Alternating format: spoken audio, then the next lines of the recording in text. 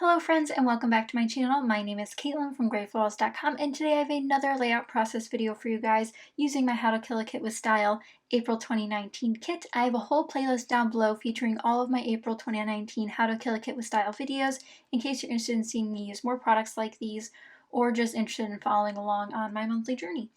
Today I am scrapbooking two photos. These are both from the Baltimore Ripley's Believe It or Not Museum. Now these aren't pictures from inside the museum. They're one of our tickets and one of the outside of the building. And then we also have our tickets there. And at the beginning there, I pulled out a purple sheet of cardstock, which is from Kane Company. And that was the last sheet in that paper pad. So whoop whoop, we finished another paper pad, guys. So that's great. That was definitely something I wanted to do this month and we finally did it. For the main pattern papers here, you have the dot background there, little sketchy rainbow dots, and then I have this constellation paper. Both of those are from the Pink Fresh Studio Dream On collection. Again, that's part of my kit. And I pulled those out because there is blue in both of the photos, as well as some other colors like that beautiful green that's like a little serpent on the building, and there's some red and some yellow. So I thought the rainbow was perfect. It fit the mood, the vibe. The tickets are orange and purple and green and yellow, so again, we're just going off these colors that were in my photos, kind of highlighting them. And I went for a crazy layout, guys. I'm not gonna lie, pretty crazy. I do look through all of my other paper pads for some additional layering pieces. I went through my ephemera to pull out some of the same colors, and guys, the ephemera's just not speaking to me this time. Sometimes I use a lot of die cuts and other times I don't. This just happens to be one of those ones where I don't use a ton, but this is also a very busy page, so I don't blame myself for not using many of these. So while I did think I was going to be able to use a bunch of my stuff, I ended up being very overwhelmed by the items I did have. I thought about pulling out some of these other Dream On papers. Again, most of them are either very colorful or very neutral. I end up going with this pink sheet here as a layering piece because it is multicolored, so it does have bits, flashes of those other colors that are in my photo, but I thought the pink also neutralized everything quite a bit. And then, like I said, this purple piece here is definitely one that I wanted to use. I also have these scraps over here on the right hand side that are from the Dream On collection that I'm going to be using, and one side's the rainbow and one side's the pink with the triangles, so I'm definitely going to use those as some layering bits. As much as I wanted to use my 6x6 paper pads, it just wasn't going to happen because I didn't have a lot in this color scheme. So I'm just going to tuck my tickets underneath on the left photo there, which is a photo of the tickets. It seems redundant, but I think it'll be worth it. If the physical tickets fade, I have a picture of them so then you can see how they sort of held up over time. I think that's kind of fun, and I'm glad I got to make it a 3x4. I often make my photos work for me by making sure that I know that I'm going to print my photos 4x6. I make sure I either leave a lot of white space so I can always crop it if I want to, or I will specifically take it so that I know I don't want to crop it. That's just how I work, I guess. I know that I'm going to scrapbook photos, therefore I take them the way I want to scrapbook them. And this is how it turned out. I ended up using another piece of that rainbow. It's got like little doodles on it, is how I describe it. And I layered that beneath my photos and tickets just because it got a little bit too crazy with all the photo layering and then the blue paper behind it. It was just a little too much. You guys always ask for multi-photo pages, so I hope this suffices. And if you guys still want to see more multi-photo layouts, let me know in the comments down below.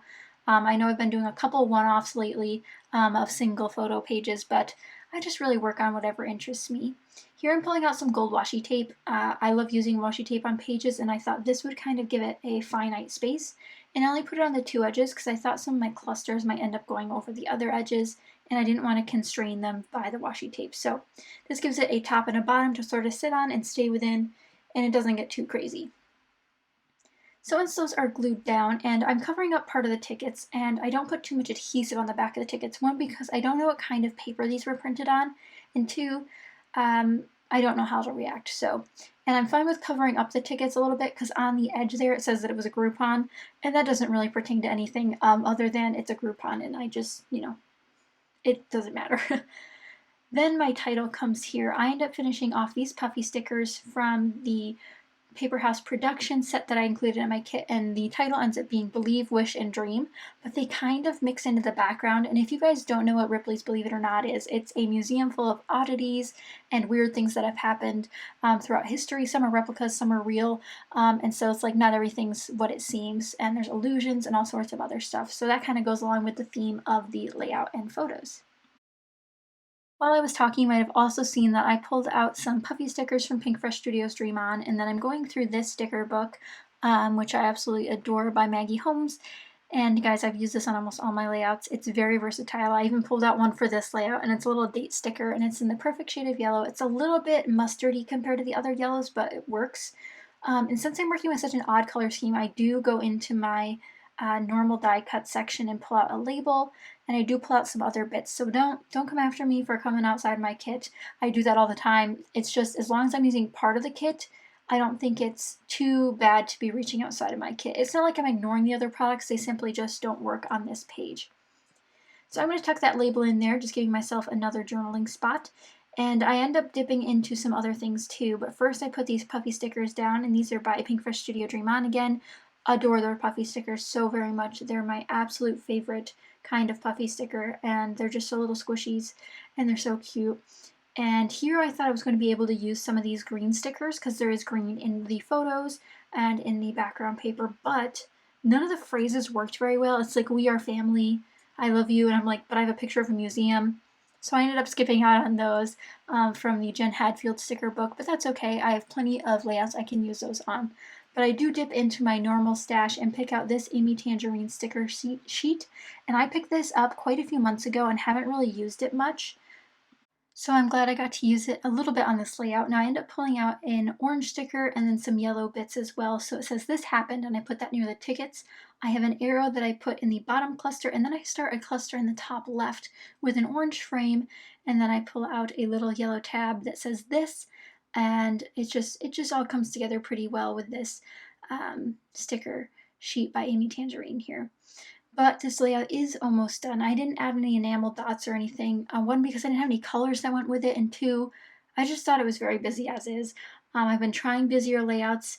It's something I wanted to try. I do put a couple of these star stickers around from the Amy Tangerine sticker set, and I thought those added a perfect finishing touch. But let me know what you guys thought of this layout. Is it something you'd try to do, something this many crazy layers and sort of a blended in title? I think that's sort of fun.